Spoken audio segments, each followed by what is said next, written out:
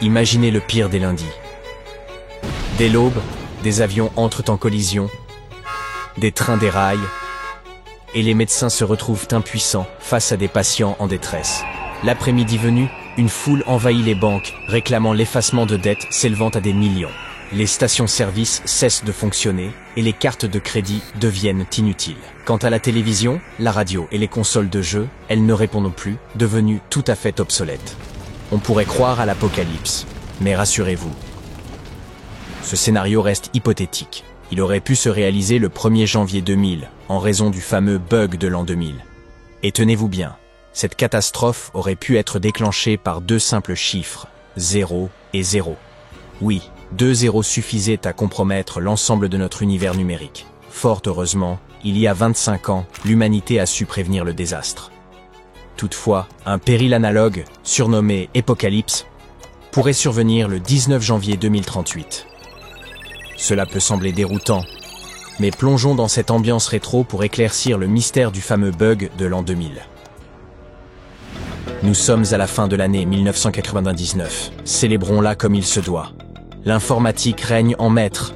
Graphisme 3D dans les jeux, logiciels innovants, systèmes bancaires informatisés, numérisation généralisée, sans oublier les prédictions annonçant une ère cyberpunk d'ici 2 décennies. Tandis que l'humanité se prépare à accueillir le nouveau millénaire, une inquiétude grandissante agite les ingénieurs et les programmeurs à travers le globe.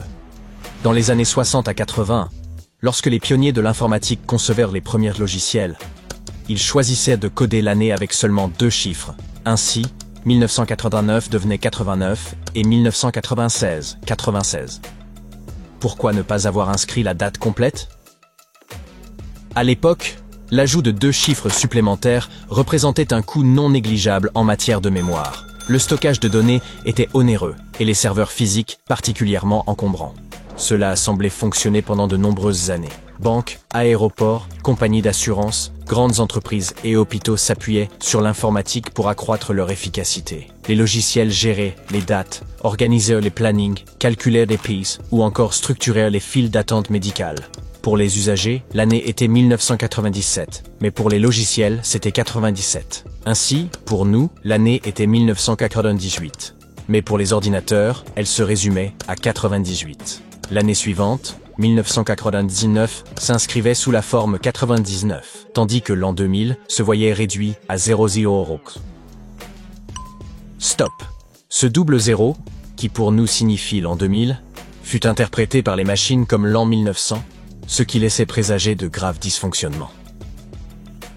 Par exemple, dans le domaine bancaire, vous contractez un prêt assorti d'un taux d'intérêt précis. Chaque jour, la banque prélève un montant calculé sur le capital dû. Toutes les 24 heures, ce petit montant s'accumule. Mais, le 1er janvier 2000, le programme informatique calcule les intérêts comme s'ils s'étaient accumulés pendant un siècle. Si aujourd'hui vous deviez 1 euro d'intérêt, après ce bug, votre dette s'élèverait à 36 500 €. Ce montant augmenterait encore le lendemain. Il est évident qu'une telle erreur engendrerait de lourdes conséquences, touchant des milliers de clients bancaires. Des centaines d'établissements financiers seraient à confronter à ce dysfonctionnement. Cette simple défaillance informatique pourrait provoquer un effondrement économique. Virements, commissions, taxes, tout serait compromis. Il faudrait recourir de nouveau à l'argent liquide.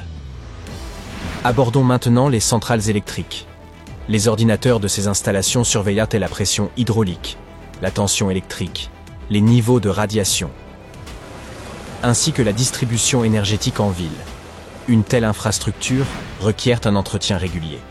Supposons que cet entretien soit programmé aujourd'hui.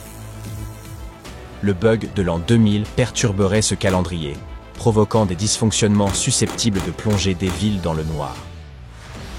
En ce qui concerne le transport aérien, les informations sur les vols ainsi que les horaires de départ et d'arrivée sont informatisées.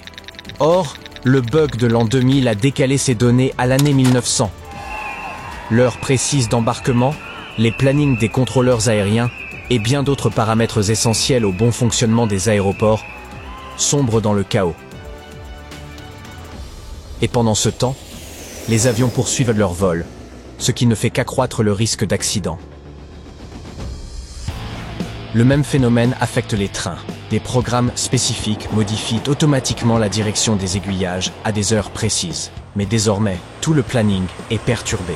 2 trains de fret transportant des combustibles risquent de se percuter violemment. Et ce n'est que le début. Des incidents surviennent dans les gares et les métros. Les navires sont soumis au même danger. Les cargos accusent des retards en mer, tandis que les ports débordent de bateaux. De gigantesques navires entrent en collision et des tonnes de marchandises sombrent au fond des eaux. Le problème du bug de l'an 2000 ne concerne pas que les logiciels, mais aussi le matériel. Les logiciels sont les programmes qui transmettent les instructions à l'ordinateur, tandis que le matériel désigne les équipements permettant de les exécuter. Mais heureusement, l'apocalypse promise ne s'est pas produite. À travers le monde, ingénieurs et programmeurs ont mis à jour les systèmes à temps. La solution était simple, étendre la date à 4 chiffres. Ainsi, 99 devint 1999 et 00 devint 2000. 2 chiffres en plus seulement, mais un travail colossal et des milliards dépensés pour que tout soit corrigé avant le 1er janvier 2000. Toutefois, cette solution ne fut pas universelle. Certains équipements de radioprotection d'une centrale nucléaire japonaise ont cessé de fonctionner. Fort heureusement, aucune catastrophe n'a eu lieu, grâce, notamment, à des systèmes de secours. Le bug de l'an 2000 promettait des bouleversements mondiaux, mais finalement, rien de grave ne s'est produit. Beaucoup crurent alors à une supercherie ou une légende urbaine annonçant la fin du monde. Un problème analogue pourrait cependant survenir en 2038, le bug de l'an 2038 ou Apocalypse. Le temps sur la plupart des ordinateurs débute à 0 heure, 0 minute et 0 seconde, le 1er janvier 1970. Nombre de programmes compte non pas les jours, mais les secondes écoulées depuis cette date. Ce mode de comptage est appelé temps Unix. Il calcule encore le nombre de secondes passées depuis plus de 55 ans. Ce nombre est probablement gigantesque, avec une infinité de chiffres, mais de nombreux anciens ordinateurs fonctionnent en 32 bits. Cela signifie qu'ils convertissent ce nombre en code binaire, composé de 1 et de 0. Par exemple, 0 heure, 0 minute et 1 seconde. Le 1er janvier 1970 s'écrit ainsi en binaire. Envie de compter les zéros? Moi non plus. Le problème vient du nombre limité de combinaisons possibles de 1 et de 0. Ces anciens ordinateurs, fonctionnant en 32 bits, ne disposent que de 32 emplacements. Lorsque 2 147 483 647 secondes seront écoulées depuis le 1er janvier 1970, ces emplacements seront saturés. Cela se produira précisément à 3 heures, 14 minutes et 7 secondes, heure du méridien de Greenwich, le 19 janvier 2038. À ce moment, le compteur binaire deviendra négatif et retournera au 13 décembre 1901. Et moi non plus, je n'étais même pas encore né. Cette fois-ci, le problème sera bien plus grave qu'il ne l'avait été en 2000, car désormais, la quasi-totalité du monde repose entièrement sur la technologie. En 2038, sites web, réseaux sociaux, satellites seront vulnérables à de vastes perturbations mondiales. Une simple seconde de défaillance suffira à provoquer le crash de plateformes telles que Reddit ou Facebook. Les pertes économiques atteindraient des milliards si Instagram venait à être hors service pendant une seule heure. Et face à un tel chaos, comment réagirait l'intelligence artificielle? Heureusement, cet apocalyptique numérique paraît hautement improbable. Il reste encore beaucoup de temps avant 2038.